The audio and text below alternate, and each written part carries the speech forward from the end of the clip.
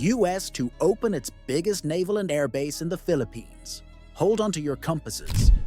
The United States is gearing up to open its biggest naval and air hub yet in the Philippines, a headline-making move designed squarely to check China in the West Philippine Sea. This isn't a modest footprint expansion, it's a seismic ripple through the Pacific's power structure. What's being announced goes beyond extra troops and ships. It's a bold statement of purpose. America's back in a big way, clasping hands with Manila in one of the planet's most combustible regions. Warships are plotting courses, air power is massing, global attention is glued to the unfolding buildup. Is this brute force paving the road to stability, or the first scene of a larger conflict? Stick around while we unpack the sheer scale of this installation, the stakes for Philippine sovereignty, and the ways it might redraw Asia's strategic map for generations. Something major is rising just 50 miles northwest of Manila. After years of glacial progress, the Philippine government is injecting new life into Subic Bay, not to turn it into yet another shipping terminal, but to refashion it as a hardened frontline hub ready for South China Sea pressures. With maritime tensions climbing and China forging artificial islands and arming disputed atolls, Manila is making a high-stakes pivot. The idle airstrip at Subic is being refurbished and refitted as a functioning forward operating base. Think of it as a strategic revival of a place that once housed the US Navy's 7th Fleet, today being retooled by the armed forces of the Philippines into a maritime defense nerve center. Official Philippine Air Force outlines show an airfield slated for reconnaissance platforms, strike aircraft, fighters, missile depots, and a colossal hangar for next-gen surveillance gear. The message: the Philippines is beefing up its claim and extending its operational reach across the West Philippine Sea. Although talks to rework Subic Bay have drifted for nearly 10 years, momentum accelerated this year once bids opened. China's fast-paced maritime buildup cranked urgency to a new level. The revamped Subic isn't for ribbon-cutting photo ops. It's configured for real missions. Once the logistical backbone for US operations across Southeast Asia, Subic is set to become the Philippines' rapid response pivot. Fighters and warships will be on standby, patrolling, securing, and answering flashes of trouble at hotspots like Scarborough Shoal.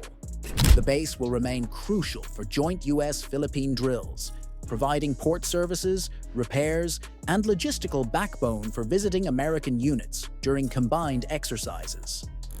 Buckle up. This will reshape security dynamics in multiple unpredictable ways. From 2004 through 2022, the Philippine Navy quietly reshaped 100 hectares, once owned by Hunjin, into the Subic Naval Operating Base. Managed today by US-based Cerberus Capital Management, that plot has become the Navy's most strategic holding. Subic Bay is shrugging off its Cold War relic status and stepping into the spotlight as a centerpiece of 21st century defense in contested waters. Along the shores west of Manila, Subic is reclaiming its old prominence on the regional stage. Only this time it arrives as a pivotal actor in Southeast Asia's shifting security order. Since its revival, it's the only Philippine facility able to dock the largest US vessels. But the makeover isn't just about deeper berths and bigger cranes. Across the water, the former Subic Bay International Airport is being reinvented. Its siting is deliberate, near Scarborough Shoal and the South China Sea, an ideal launch point for forward operations. From this strip, the Philippines gains a much more direct capability to push presence into contested maritime areas. Joshua Bernard Espina, Vice President at Manila's International Development and Security Cooperation think tank, calls it a watershed for defense readiness. With a nation scattered across more than 7,000 islands, the Philippines faces unique logistical and strategic problems. Subic helps close gaps and fortify that chain. The Armed Forces of the Philippines has named Subic Bay International Airport a key node for synchronized land, sea, and air operations. The objective is straightforward: extend operational reach across the nation's entire exclusive economic zone. The existing runway already supports surface attack aircraft, enabling missions that can cross both land and open sea. Phase 1, budgeted at $2.5 million, concentrates on housing and the security improvements. But the master plan runs far deeper: permanent fighter basing, secure missile storage, a mammoth hangar for advanced reconnaissance platforms, and tailored facilities for drones and maritime patrol craft. The Philippines is laying the base-level infrastructure for a modern defense posture primed for high-tech threats. This direction has been forming for well over a decade. In October 2012, only months after China consolidated effective control over Scarborough Shoal, Philippine and US officials agreed that Subic Bay would once again serve military purposes. This iteration is Philippine-led, with US forces rotating under a defense arrangement that has become the backbone of combined drills. For Manila, this is more than shared training cycles. It's about constructing a stronger, more capable defense network, one that secures maritime borders, cements alliances, and sends a blunt message: the Philippines is prepared to defend its territory. Subic Bay is morphing from historical archive to frontline hub. It's evolving into a launchpad for a new era of cooperation between Manila and Washington. Logistical reach will matter. Plans envision storing US supplies on site and leveraging Subic's deep-water port to support American naval operations across the Indo-Pacific. No nostalgia here. This is hard power, rebooted. Expect faster rotations, smarter logistics, and a dash of strategic swagger starting now. The Enhanced Defense Cooperation Agreement, or EDCA, was signed on April 28, 2014, laying the foundation for this relationship. That pact reshaped the US-Philippine defense partnership by allowing agile rotations and deeper integration. Not permanent garrisons, but flexible, mission-ready deployments. Forces that can mobilize fast, strike when required, and pivot to unfolding contingencies. Under EDCA, the US military is authorized to operate from designated Philippine sites. These locations remain Philippine sovereign territory, commanded by Philippine officers. Every runway upgrade, radar installation, or reinforced hangar must receive approval from the Mutual Defense and Security Engagement Board and formal oversight. What's built for visiting US forces is also at the AFP's disposal, a two-way power boost that makes sense for once. EDCA didn't just hand us some runway real estate. It unlocked two clever access models. First up, forward operating sites, beefed-up outposts with a small but constantly primed US footprint.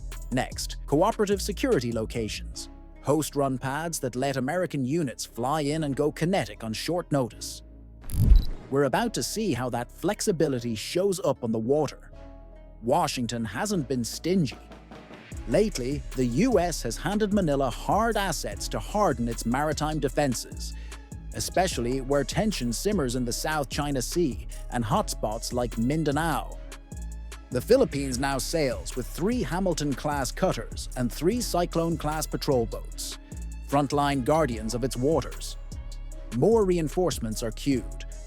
4 extra patrol craft, 2 Protector-class and 2 Island-class, waiting for the US Congress to sign the paperwork. Hardware's cool, but air power is the muscle that moves the message. Keep your ears up. The air fleet is getting a serious tune-up too. The Philippines took delivery of a second-hand C-130 from the US, the second one Washington's chipped in via a State Department program. And those Herculean transports are indispensable across 7,000-plus islands. Even bigger.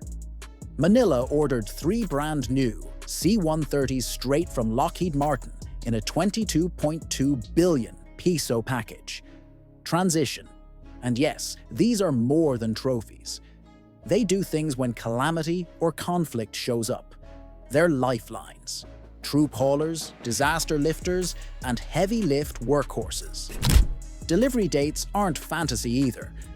One touches down in July 2026, another in October 2026, and the final bird lands in January 2027. That staggered arrival means capability ramps up steadily, not magically overnight. Cash talks. So who's financing this facelift? Congressional muscle may speed the modernization. Within a proposed $8.1 billion aid framework, Representative Darrell Issa is pushing for $500 million in foreign military financing specifically for the Philippines. Money that could accelerate upgrades, beef up law enforcement, and put sharper tools in Manila's toolbox. Dollars matter, but so does the long game. And the numbers tell a story. Between 2015 and 2022, no other Indo-Pacific partner soaked up more US military support than the Philippines. Roughly $1.2 billion in equipment, training, and aid, including around $475 million in grants. Modernization isn't just gear by grade. It's a steady trickle of capability across multiple domains. Transition. If you can't see something, you can't secure it. Cue the sensors. Surveillance got a glow up too.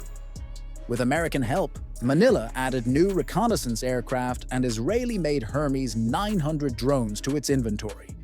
Machines that have shadowed altercations around places like Second Thomas Shoal and collected hard evidence of foreign incursions. The U.S. Marine Corps also rotates Maiden Reaper drones through Philippine skies for joint ISR missions, while the U.S. Army supplements aerial monitoring capacity. Together, these systems rewrite how the Philippines watches its sea lanes. Hardware and eyes are great, but there's a history undergirding all this. The backbone is an old promise, the 1951 Mutual Defense Treaty between the Philippines and the US. That treaty isn't a dusty document. It's the underpinning of a still relevant alliance. Facing an expansive neighbor with deeper pockets, Manila leans on partnerships to keep the peace. Bottom line, alliances aren't nostalgia, they're insurance. The Visiting Forces Agreement created the legal framework for US troops on Philippine soil in 1998. In 2014, EDCA raised the stakes by granting rotational access to key Philippine facilities and deepening military cooperation as the regional security picture shifted. These pacts aren't just paperwork. They're practical keys that unlock movement, logistics, and real-time coordination. Those accords let US forces move personnel, aircraft, and equipment through the Philippines for joint training, disaster relief, and security missions, all coordinated with Manila. Why does that matter now? Because the Philippines sits beside the South China Sea, a choke point and maritime superhighway where nearly $6 trillion in trade flows each year, more than the GDP of many countries. It's also a linchpin in the first island chain, a natural defensive barrier against unchecked naval expansion. Think of the islands as dominoes you hope never fall. With tensions rising over Taiwan and the West Philippine Sea, the partnership is morphing into a strategic counterweight to Beijing. Washington now has access to 4 more Philippine bases, stretching reach and readiness if conflict flares. Manila gets more than guests. It gains sharper defenses, better reach, stronger leverage, and diplomatic heft to protect its waters, islands, and people. It's a concrete shift from symbolic support to operational capability. Access isn't charity, it's capability sharing with teeth. The timing is urgent. China has escalated tactics, ignoring rulings, inventing claims, and using coercion at sea. In a recent incident, Chinese Coast Guard vessels blasted Philippine supply boats with high-pressure water, while those boats delivered food and fuel to local fishers. That wasn't a random skirmish, it was deliberate. The optics were clear. escalation disguised as routine patrols. The Philippine Coast Guard and Bureau of Fisheries were doing humanitarian work in their waters. Beijing labeled it trespassing, despite international law supporting Manila's claim. These clashes are part of a steady strategy: pressure, presence, and incremental control. But Manila is standing firm. It has legal arguments, partnerships, and now hardware and diplomacy to back them up. And it isn't standing alone. With US backing, the Philippines is far less isolated. The alliance is adapting to modern threats, rotating forces, sharing assets, and tightening coordination. As China pushes harder, both capitals are sending a clear message across the Pacific. This region, not for grabs. Keep watching. The next moves in the Indo-Pacific will shape global power. Hit like, subscribe, and don't miss what comes next.